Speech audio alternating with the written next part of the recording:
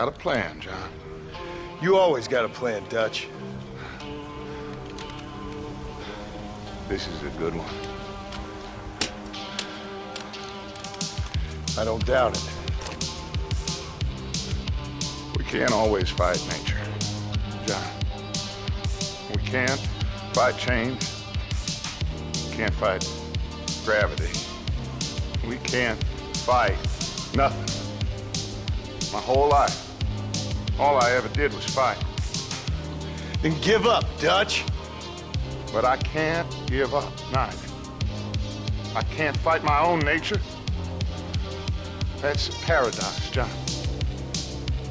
You see? Then I have to shoot you.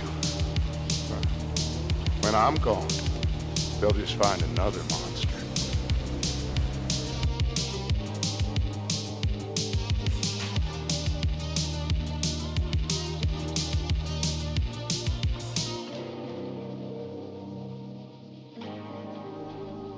Hey guys, long time no see.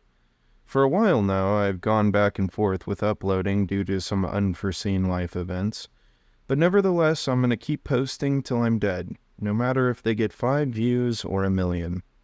But if you are watching, I'd like to personally thank you, and ask to sub, like, and even comment if you like my work. Today I thought I'd bring it back to a more chill concept. I'm not talking about one game in particular, but instead I'd like to talk a little bit about how gaming has affected my life, through the ups as well as the downs, and how I try to avoid the burnout and pitfalls of the modern man when it comes to being able to enjoy playing games. But first I have to start at the beginning. And if you're like me, then home life growing up was pretty rough.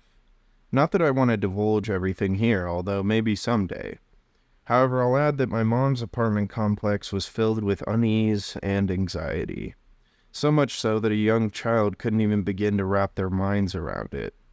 After learning about video games through multiple teenage and adult figures in my life, I came to love it.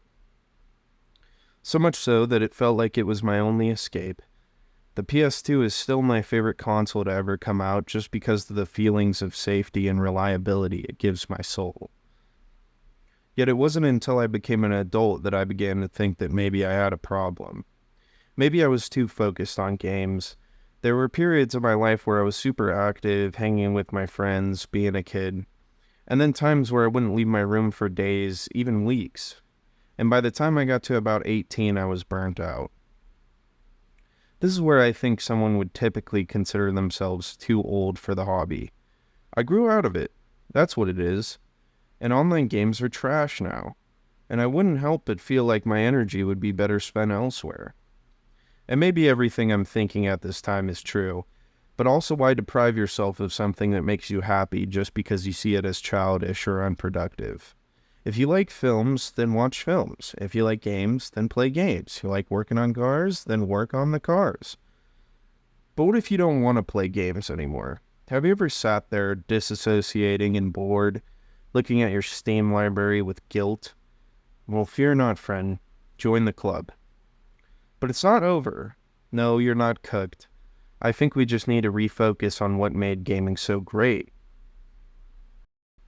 and what we can do to keep our hobbies healthy and stimulating for us. Tell me if I'm wrong, but I think we all know someone who got burnt out on games, and sold their PC or their PS5 or whatever, and then down the line came to regret it.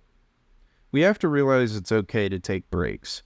Life gets busy, whether it be work, school, parenthood, etc., etc.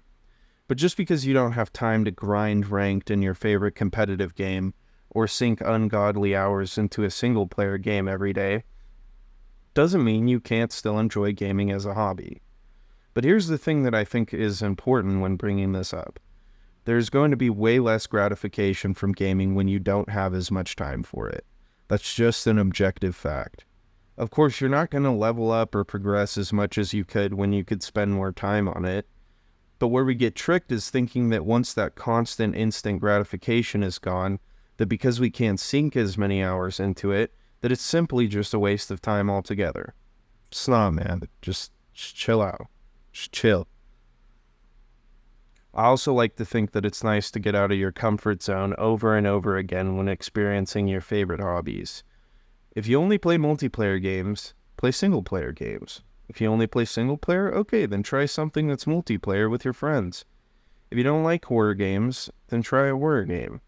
And basically, if you can keep fresh, new concepts into your sessions, you'll be able to stop feeling bored as much, or at least I was.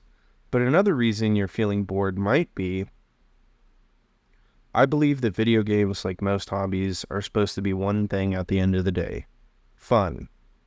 And while I'm not saying escapism or finding comfort and solace in the things you enjoy is bad, but relying on video games to save a stressful afternoon will ultimately put more pressure on your hobby, as to opposed to, oh, I'm doing this because I enjoy it and it's fun. I think that can even apply to other facets of our life. Like for me, I think that this also applies to YouTube. I don't want to bog myself down and force myself to do something like YouTube, because then I won't like it.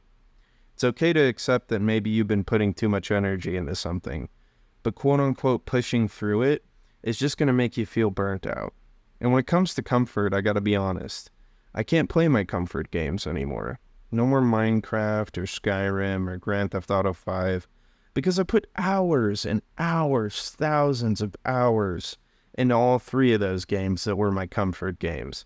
I've done everything I could possibly do and gotten out of it everything I could. So it's time to look inward as well as outward and try to find new things to enjoy, new challenges, new ways to relax, and of course, new games for me to talk about here on the channel. And hopefully I can get you guys to stick around, and we'll have many fun years of talking about our favorite hobby. But let me know what you think about all this. I'd love to start a discussion about it. And subscribe.